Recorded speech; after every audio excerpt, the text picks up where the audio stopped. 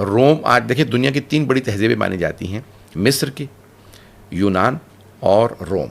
इस वक्त दुनिया में रोम की जो मौजूदा सियासी निज़ाम चल रहे हैं, जैसे सेनेट का एक निज़ाम था, उसकी पार्लियामेंट थी, या ये इस वक्त वो राइज है। सही।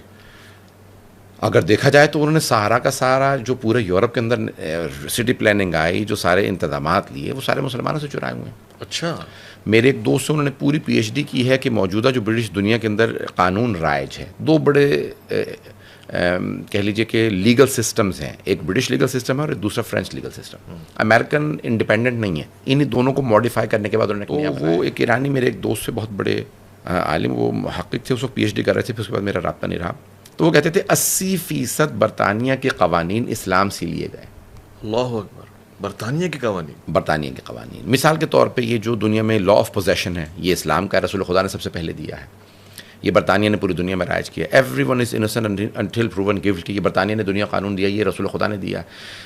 यहाँ तक मेरे एक दोस्त से उनकी तहकीक थी, वो कहते थे कि ऑक्सफोर्ड यूनिवर्सिटी का जो, जब आप जाएंगे लिंकन कॉलेज, जहाँ पे सबसे पहले यानी लॉ, कानून और इंग्लिश लिटरेचर की यानी यूनिवर्सिटी का 600 साल पहले जब बुनियाद रखी गई, तो कहते हैं कि वहाँ पे जिस आदमी ने पहले किताब लिखी, उसने ये जुमले लिखे हैं, Muhammad is a law giver, कानून देने वाली हस्ती का नाम मोहम्मद मुस्तफ़ा है सल्लल्लाहु अलैहि वसल्लम। तो अगर आप देखें इब्न सीना की, अब तक 19वीं सदी तक बरतानिया में, यूरोप में, ख़ास तौर से इटली और स्पेन के अंदर उनकी सारी मेडिकल की किताबें तिब की पढ़ाई जाती ज़बान में। तो अब यानी मैं, अब देखें आपने एक मौजूद ऐसा छेड़ दिया कि जिसके अंदर मैं घंटों बोल सकता हूँ, लेकिन मैं कोशिश कर रहा हूँ कि उसको इख्तिसार के साथ आपकी खिदमत में पेश करूँ।